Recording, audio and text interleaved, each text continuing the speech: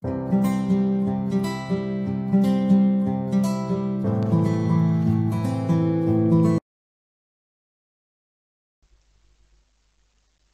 question 38. Donc, on considère la pile, donc la borne négative, elle est constituée par le nickel, et la borne positive, elle est constituée par l'argent. Donc, en fonctionnement, la pile débite un courant électrique d'intensité constante de valeur I égale à 10 mA durant 30 minutes. Donc, on donne ici le Faraday et tout ça, donc la masse de l'argent. Donc, ce qu'on veut, c'est la valeur de l'avancement de la réaction au bout de 30 minutes de fonctionnement de la pile.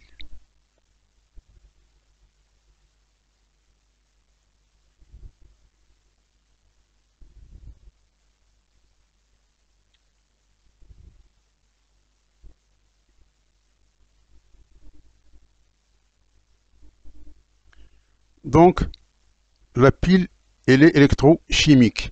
Donc, l'intensité, c'est 0,01 ampère. Le temps écoulé, c'est 30 minutes, c'est-à-dire 1800 secondes. Et le Faraday, c'est 96 500 coulombs par mol. Et la masse molaire de l'argent est de l'ordre de 108 grammes par mol. Donc, l'avancement de la réaction. Donc, on a la réaction au niveau de la cathode. Donc, on a la quantité d'électricité, c'est I fois T, c'est-à-dire 0,01 qui multiplie 1800, c'est 18 coulombs. On a le nombre des électrons, c'est Q sur F, donc est égal à 18 sur 96 500, qui est égal à 1,86 10 à la puissance moins 4 mol. Donc, et par suite, le E, il est égal à, ici, on a un seul électron. Donc, c'est égal à Ne sur 1, qui est égal à 1,86 10 moins 4 mol, qui est égal à 18,6 10 à la puissance moins 5, qui est à peu près égal à 18 10 moins 5 mol.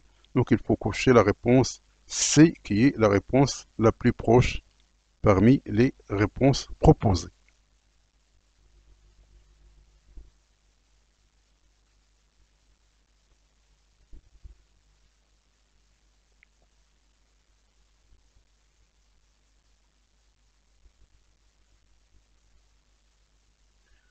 Donc, la question 39, la variation de la masse de l'électrode d'argent est plus proche de.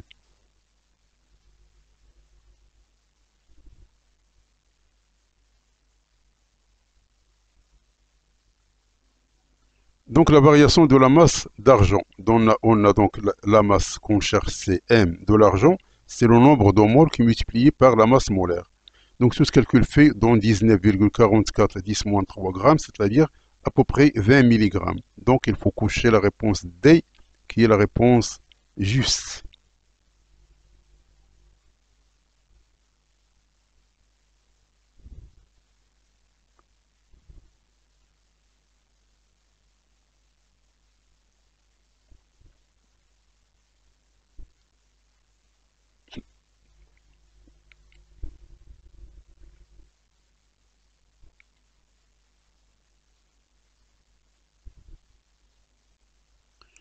La dernière question, c'est la question 40.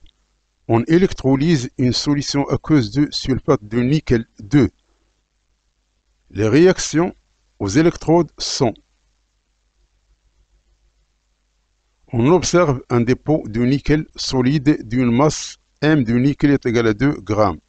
Le volume d'oxygène qu'on recueille est plus proche de. Donc ça, ce sont les conditions normales de température et de pression.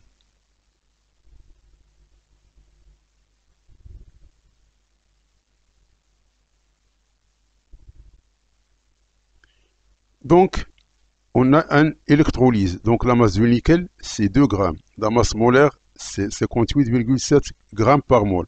Le volume molaire, c'est Vm est égal à 22,4 litres par mol. Donc, le volume d'oxygène. On a N de Ni est égal, donc parce qu'on a cette équation ici. Donc, on a le nombre de Ni, c'est la masse sur la masse molaire, c'est-à-dire 2 sur 58,7 est égal à 0,034 mol. Donc, on a deux équations de réaction. Donc, on a Ne-, donc le nombre des électrons sur 2, elle est égale à le nombre de moles de Ni sur 1. C'est ce qu'on appelle les coefficients stoichiométriques. Et ici, on a Ne moins sur 4 est égal à NO2 sur 1. Donc, ceci, donc, on a cette relation ici, elle est égale à 0,034 sur 2 moles, qui est égal à 0,017 moles, qui est égal à N2O2. Donc, N2O2, elle est égale à 0,017, qui est égal à V2O2 sur Vm, qui est égal à V2O2 sur 22,4. Donc, VO2 est égal à cette valeur-là fois cette valeur ici, à peu près est égal à 380 millilitres. Donc il faut cocher la réponse B qui est la réponse juste.